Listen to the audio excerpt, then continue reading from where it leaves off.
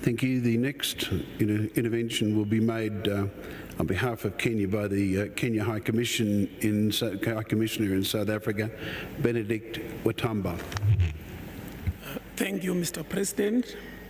And I herewith present a statement from the Minister for Sports of the Republic of Kenya. Kenya conveys her warm regards to Your Excellencies and the distinguished delegation attending the 4th World Conference on Doping in Sports.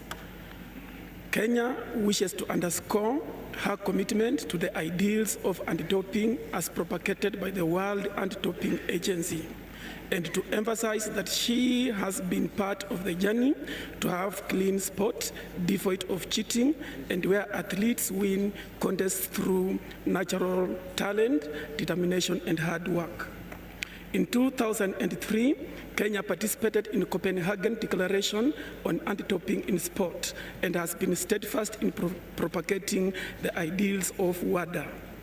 Kenya was among the 47 countries which signed the declaration to signify their intention to formally recognize and implement the World Anti-Doping Code.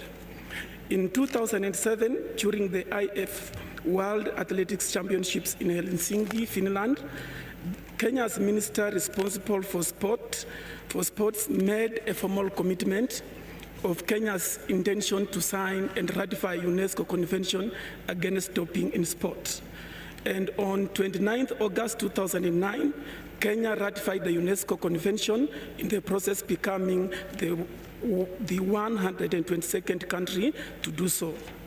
This single action effectively put Kenya among the nations of the world joining hands in fight against doping in sport. Kenya has supported the formation of the National Anti-Doping Organization and hosts the Africa Zone 5 Regional Anti-Doping Organization, where some 11 African countries from Eastern and Northern Africa are represented. We are in the process of seeking funds and other resources to build capacity of these institutions and their effectiveness. We have plans to train hundreds of doping control officers in the next few years so as to improve our doping control and national testing programs. We are seeking to benchmark with other best practice countries and agencies in formulating the most effective policies and programs in the fight against doping. We are in the process of formulating standalone legislation in anti-doping in the country. This will allow due process and will eventually become law to further enforce the fight against doping in Kenya. We have sought partnerships in friendly countries and agencies with a view of building Kenya's capacities in doping control among her athletes. Among these agencies are the Anti-Doping Norway and the China Anti-Doping Agency. So, through government-initiated sports programs and those conducted by sports federations and other stakeholders on ongoing anti-doping education is regularly provided to athletes and the wider sporting community. Despite these ongoing initiatives and efforts in the past 1 year, there have been allegations in both the international and local media of suspected cases of the use of performance-enhancing substances among the Kenyan athletes. These allegations have caused a lot of concern to WADA, the government of Kenya, the sports federations, and sports lovers in Kenya. As a result of this, the government has identified suitable members of a task force to be set up to investigate the allegations and allocated the equivalent of US dollars 54,000 to start off their work. However, due to the country's general election and the subsequent formation of the new government and the momentum lost at these efforts, the Ministry of Sports, Culture and Arts, which is now responsible for sports, has settled down to work and appoint a task force as earlier planned to conduct investigations into the allegations and prepare its report within 60 days. This task force has been granted the approval of the Attorney General of the Republic and is therefore strong, competent, and in full compliance with the legal requirements in Kenya. We urge WADA and other stakeholders who are concerned about these allegations as the government of Kenya to give the task force time to conduct fair, objective, and professional investigations whose report and recommendations will be implemented to the letter. Kenya, Your Excellency, gives this convention the assurances of its highest regards in these efforts. Thank you.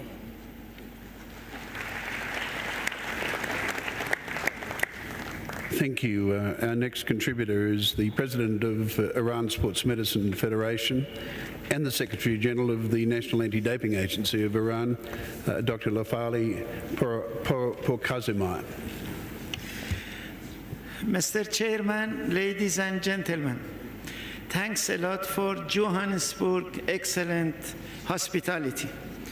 First of all, I have my very special thanks of David Howman, Rob Kohler, and also Anne that did great job and excellent work during last several years for education, scientific works, and also all research works done, as we saw in London, Olympic and Paralympic Games, that they did a lot of scientific work with athlete samples.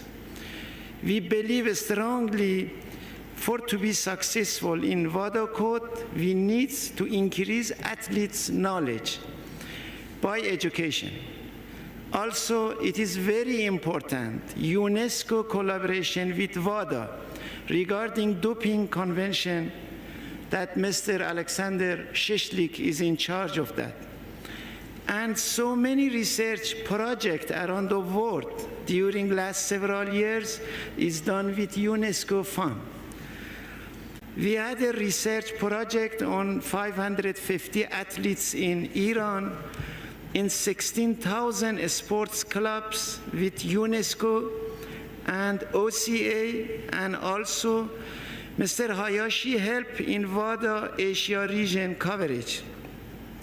Regarding knowledge of athletes to using supplement and its relation with doping as a WADA code, and also we had this very interesting result. Based on answers, 65% of participants thought that for being champion, they need to use sport supplements. 41% believe that without taking supplements, they cannot improve their muscle mass and strength. 58% thought that prohibited substances and ergogenic aids are necessary to be competitive.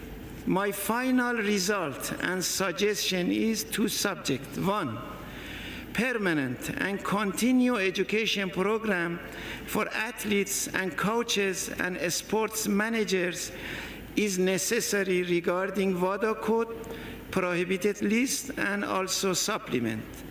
Two, financial support with government and sport minister, UNESCO fund, and other similar organization is very important. Thanks a lot for your patience.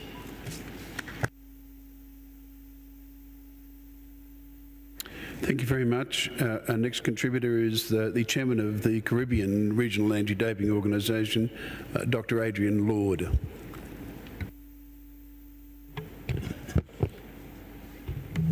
Thank you very much. As chairman of the National Anti-Doping Commission of Barbados and the Caribbean Regional Anti-Doping Organization, I'm indeed privileged to have this signal opportunity to make an intervention on the occasion of this 4th World Conference on Doping in Sport being held here in Johannesburg. More importantly, the formalization and the expected approval of the 2015 World Anti-Doping Code, as well as the 4 international standards after a lengthy consultative process, is a magnanimous global effort worthy of commendation. The Caribbean RADO represents 15 member countries, ranging from the North, Bahamas, right through the Caribbean islands to the south, where we have Guyana and Suriname in South America, but excludes the powerhouses Jamaica, Cuba, Puerto Rico, and Dominican Republic, who are otherwise represented and have made their contributions here at this meeting. The total population of our country is only 4.1 million, which is the actual population of the city, Johannesburg. It's a small but yet significant human capital in the global population. Our governments and NOCs firmly endorses WADA's mandate, its anti-doping policies and principles. Sustained government support is critical for athletic prowess, sport performance, and to safeguard clean and drug-free competition. Headquartered in Barbados, the Caribbean RADO fully endorses the tenets of the revised World Anti-Doping Code.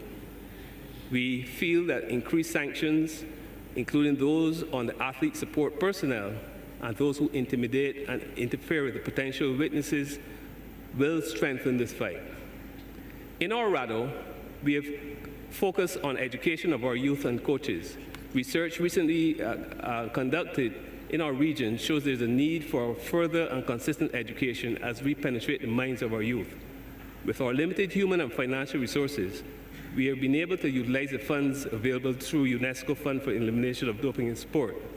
We have therefore continued these projects along with intelligent testing by conducting unannounced out-of-competition tests in various sports at all ages in all of our RADO countries. We think that the RADOs contribute greatly to the fight against doping in sport, having evolved and recognized and represented by international sports federations, major games organizations, the NOCs, governments, and established NADOs. We intend to remain compliant with the code, committed to the fight. We support the World Anti-Doping Code in its revised form. We feel that the proposed changes, along with the new international standards, will strengthen the fight against doping in sport, narrow that gap, and level the playing field further. Thank you.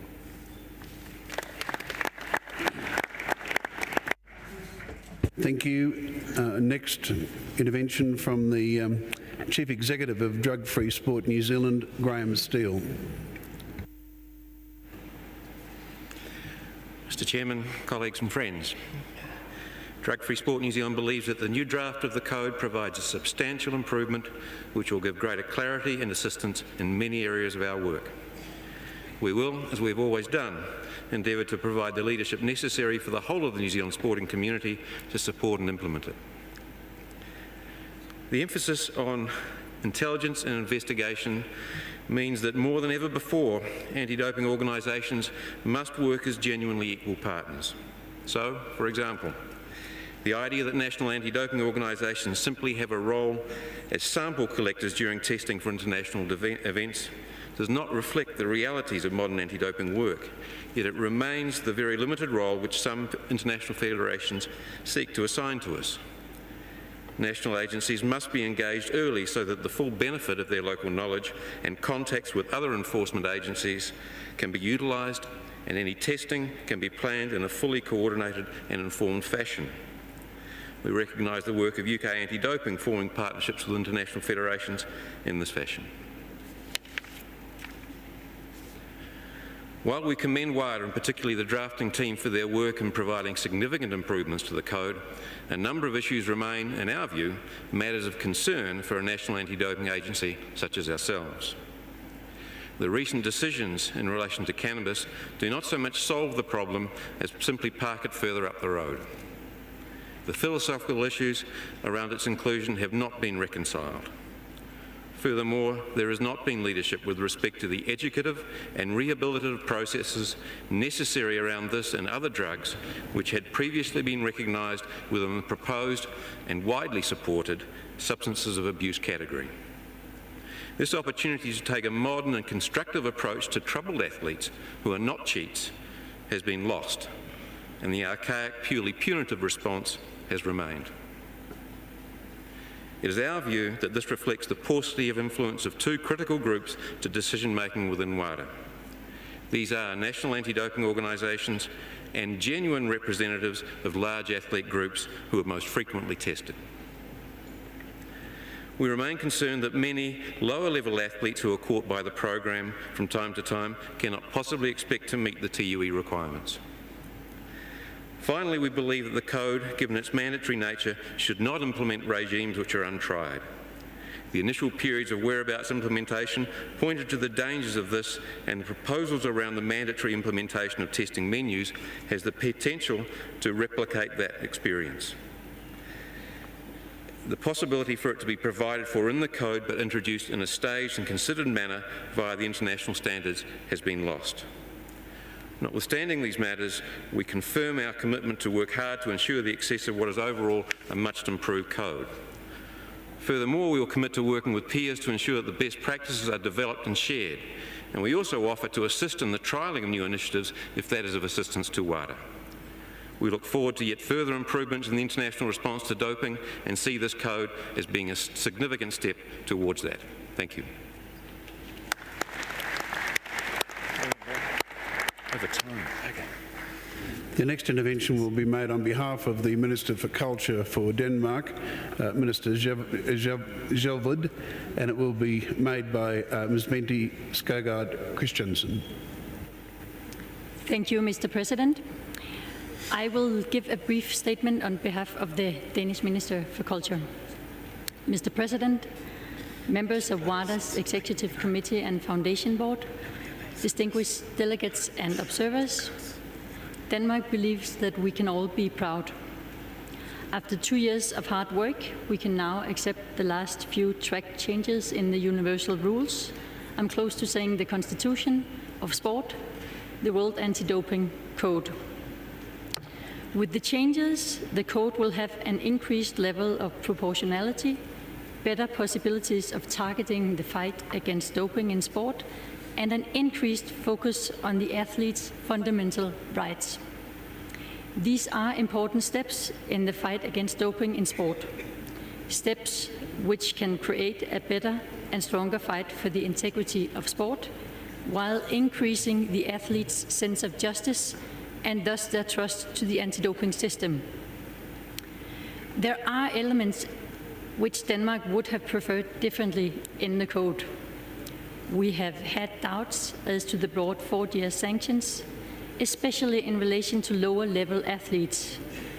And it is not a secret that Denmark would have preferred the definition of athletes from the current code, which is less complex and allow more flexibility to setting up specific rules for lower-level athletes. However, we realize that these issues most probably have to do with the Danish system of fighting doping in very low levels of competitions and in recreational sport, and we can accept the final version in the spirit of worldwide harmonization and compromise. I thank WADA for taking into account many of the Danish concerns in the course of the revision process in this respect. We find the new code has the potential to improve the fight against doping worldwide and in all sports.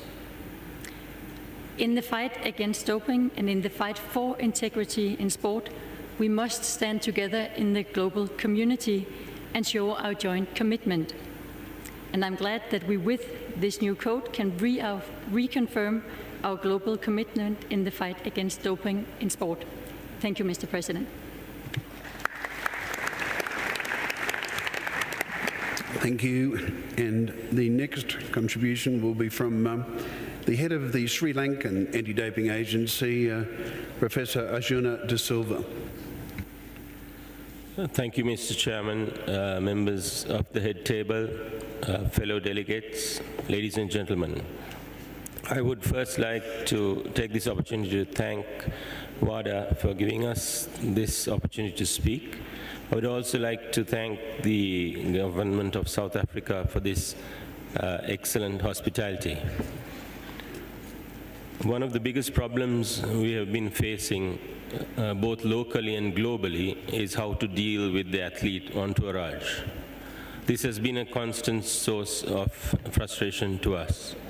It is heartening to note that WADA has addressed this problem to a great degree in the current code.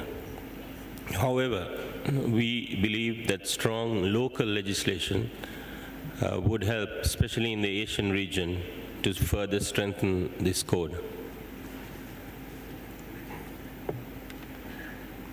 As the great Nelson Mandela once said, it is the right time to do the right thing.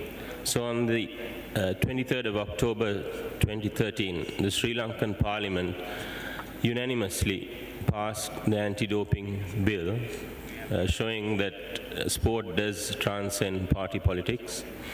This bill will enable us to punish any member of the athlete entourage, be it doctor, scientist, fellow athlete, coach, with a jail term of up to 2 years and a fine of up to $10,000 US. We hope that this will send a clear message to the dopers that we have a zero tolerance policy on doping, and more importantly, to the clean athletes, you will never walk alone. Thank you.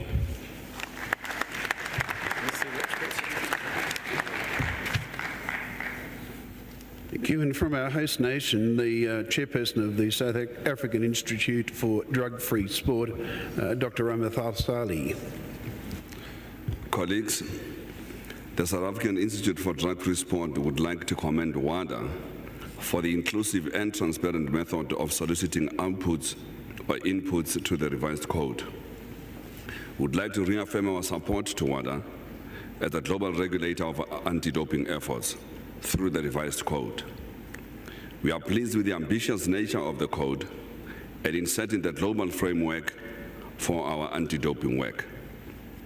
Especially encouraging is the recognition the code gives to intelligence-based testing so that anti-doping agencies are not chasing testing quotas, but are using resources efficiently to protect the integrity of the sport.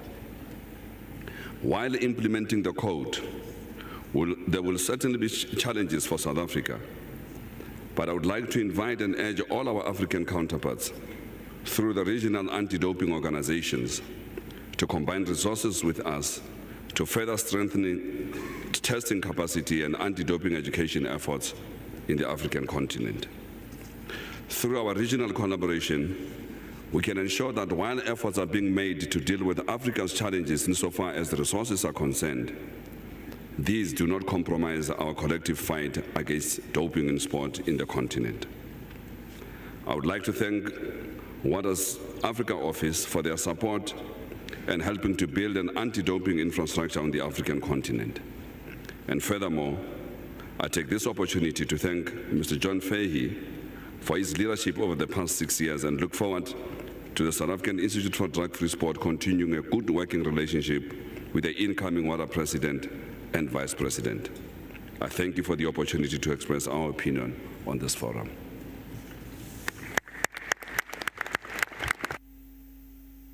Thank you. Our next contributor is from the sport of athletics, a 5-time Olympian and Commonwealth Games gold medalist from the Cayman Islands and a member of WADA's Athlete Committee. Could I first, though, ask you or invite you to have a look at an introductory video before Sidoni Mothersall addresses you. The sheer embarrassment, you embarrass yourself first and foremost, your country, your fans, people who believe in you. So it's not all greatness, especially in my sports, which is an individual sports, it's self-motivated. So you have to be competitive. You have to be able to want it yourself. A lot of doping is in my sport, unfortunately, and I wish I could say right now that the playing field is leveled, but it's not. It's gotten better because we have caught a lot of cheaters, but I still think that there's a significant way to go. My name is Sidoni Mothersall. I'm from the Cayman Islands, and my sports is athletics. I'm a sprinter, but I've been to 5 Olympic Games. I was good at it, first of all. So I knew there and then that track was going to be my niche, my thing. There's an adrenaline rush, and as soon as that you say get on your marks, that's it. It's all about who's going to reach the finish line first. So.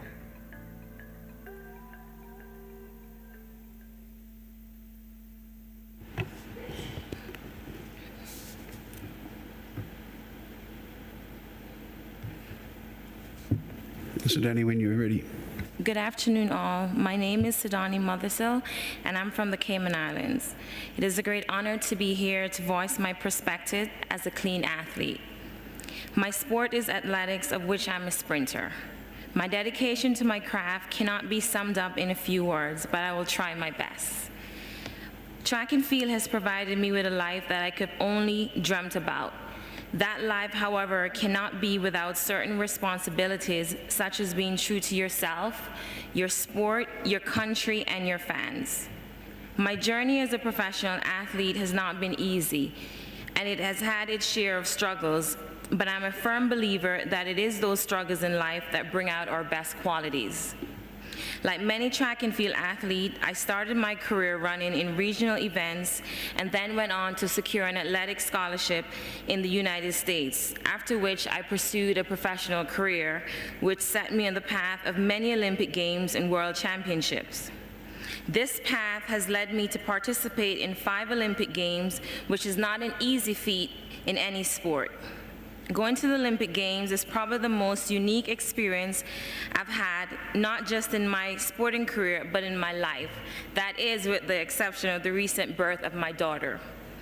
Being an Olympian brings many fond memories to mind, from the sense of community we developed from living in the athletes' village together, and the sense of accomplishment knowing you are one of the selected few. As a role model, a role I take quite seriously, I'm bound to show the youth through my actions that hard work, dedication, self-discipline, and plain honesty are still important qualities to attain. They build character and must not be pushed aside in the quest to achieve greatness. The athletes that know me best know that I'm very opinionated and have a definite opinion about keeping track clean. I was fortunate throughout my career to have a great support around me. Strong ethics from my family were instilled in me from an early age and continue to play a vital role in my career. I was never tempted by doping, as the consequences in my mind were too dire. With that being said, I was personally affected by the doping issue when I was denied the rightful chance to stand on the podium to receive my bronze medal at the 2001 World Championship in athletics. It's a bittersweet memory because even though I did receive the medal years later at home, surrounded by family and friends, the benefit of receiving that medal on that day will never be known. I missed the true podium experience, and it is something I can never get back. I joined WADA's athlete committee 3 years ago. It has been such a great opportunity not only to share my insight about my sport, which has been known to have a doping problem, but to also share the perspective of coming from a country of less than 60,000 people. I believe that education and information is an essential element in cleaning up sport. It is not only important for athletes to know their rights and responsibilities, but it is equally important that coaches, managers, and agents are aware. The fact that with the implementation of the 2015 code, they can also be held accountable, I believe is an important step in keeping sports clean. In closing, I love my sport and want it to have a better image and for it to have longevity. There is a fine line that exists in speaking out against doping, but that should not deter us in our vigorous fight to keep all sports clean. Therefore, if I can play a part in changing people's concept, then I'm pleased. My hope is that one day the playing field will be leveled. Thank you.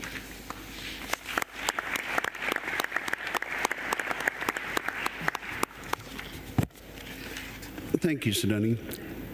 The final intervention is from the Chief Executive of United Kingdom Anti-Doping and also Chairman of Kahama, Andy Parkinson. Thanks, John.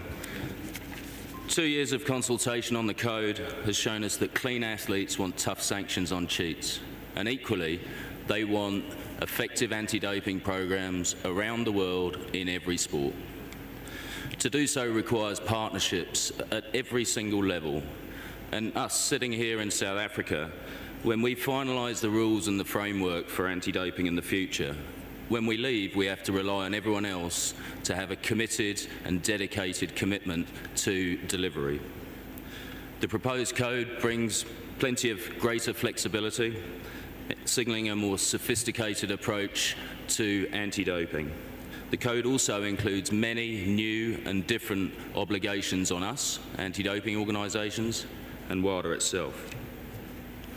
The model created in 1999 successfully changed the anti-doping landscape, bringing together sports and governments in one united ambition.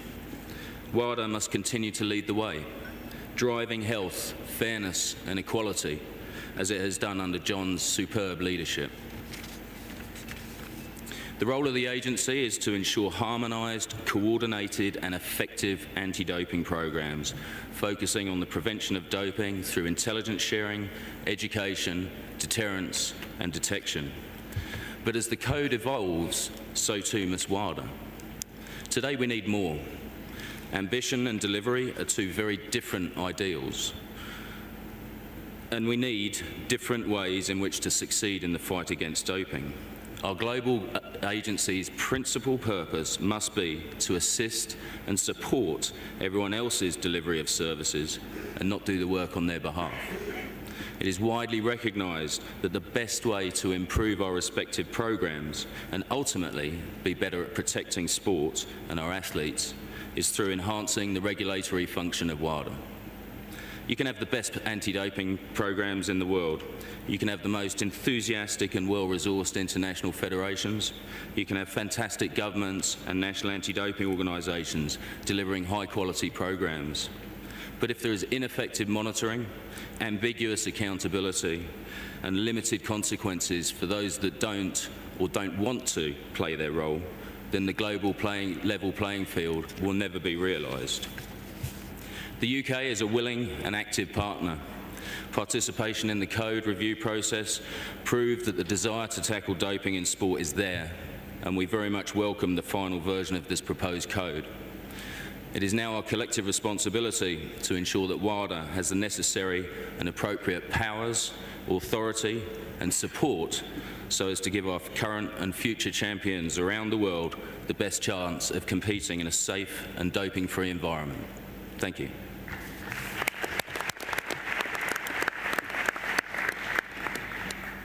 Thank you very much, Andy. Now, as indicated, the opportunity is now given to our co-drafting team to make some appropriate responses to you.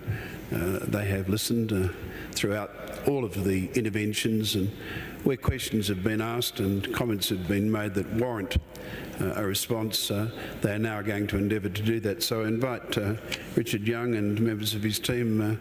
But Richard, under your direction, please respond. Thank you, John. Let me start by saying thank you twice. First, on behalf of WADA, the code drafting team, the drafting teams of the international standards. We appreciate your kind words and congratulations on the process and the final outcome of the code and the international standards. That's the first thank you. The second thank you goes back to you. The process is a two-way street. It was your interventions and ideas that made the process work.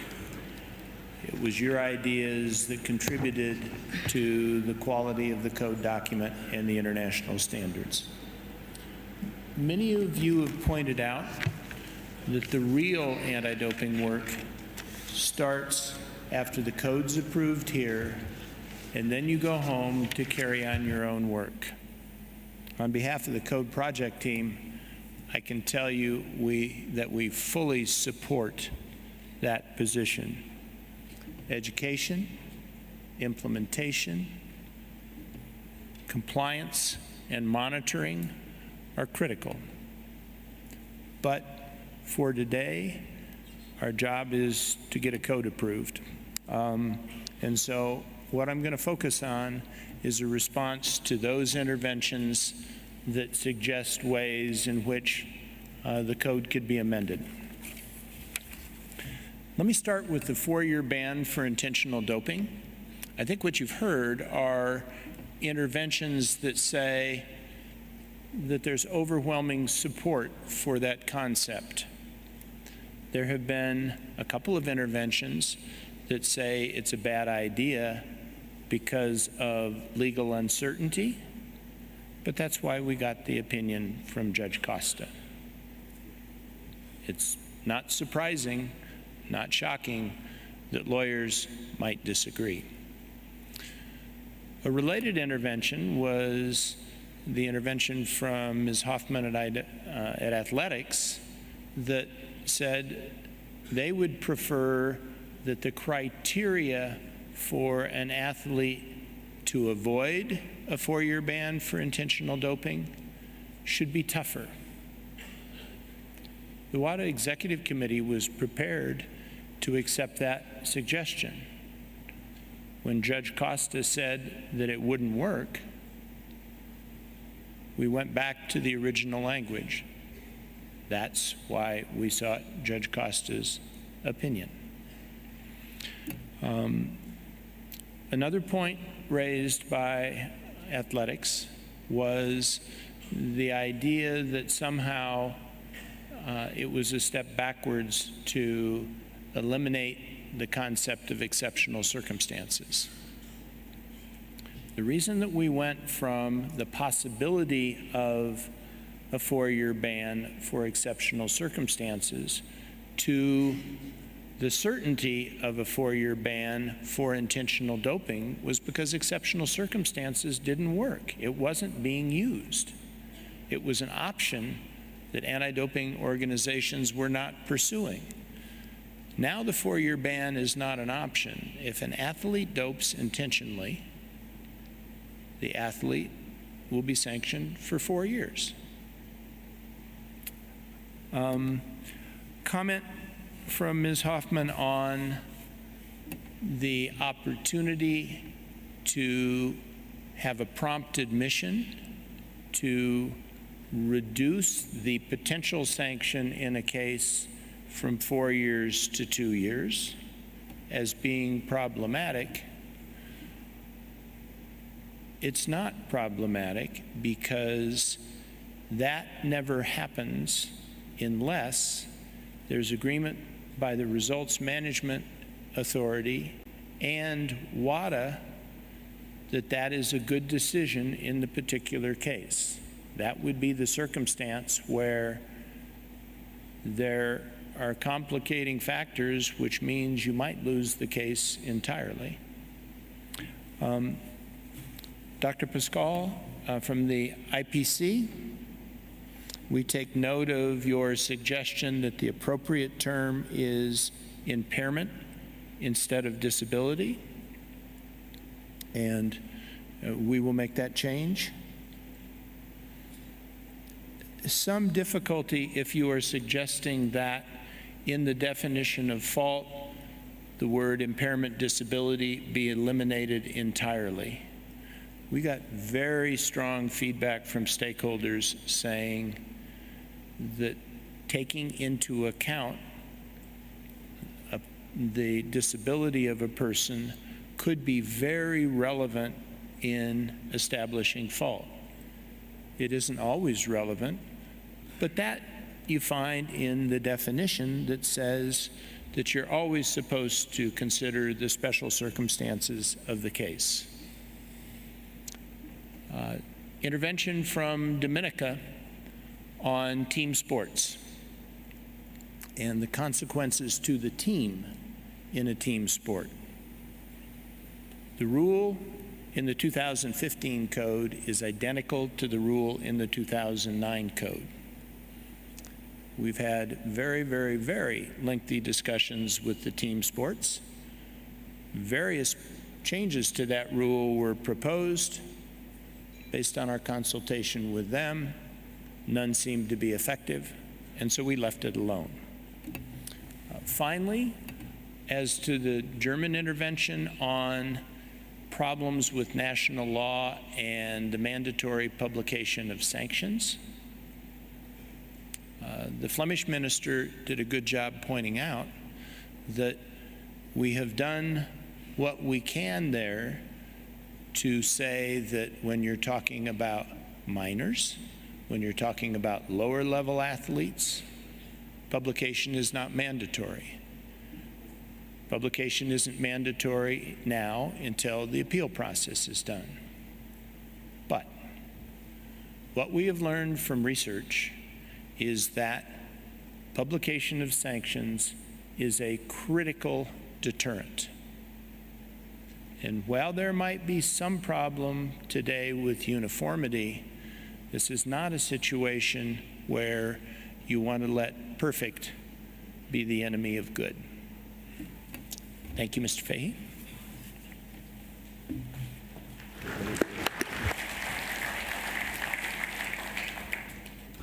Well, thank you, Richard. As that brings to a close the session for interventions, a couple of things I think I need to remind you. Firstly, to say thank you very, very much for all of those who have made interventions, and I know it required a great deal of trouble, and I also appreciate that in many instances those interventions were delivered in English, which is not necessarily the most comfortable language for those that were doing those interventions. And I appreciate the efforts that were made, and also the efforts that were made to stay within the time frame. I can say overall, despite a few unders and a few more overs, that we've come through at the end of each of the sessions virtually on time, and that's very gratifying for everybody's sake, because you try and put a conference together in a manner which everybody can participate, knowing with certainty just exactly what it is that they are required to do. So all of your efforts there are very, very much appreciated by the World Anti-Doping Agency. Of course, the opportunity that you've been given allowed you to put on record matters that were of importance to you and concerns that you have in the context of the delivery of or the implementation of this revised code when it is adopted in the form that I think we have a fair idea of right now, but that is to yet occur and will occur on Friday afternoon.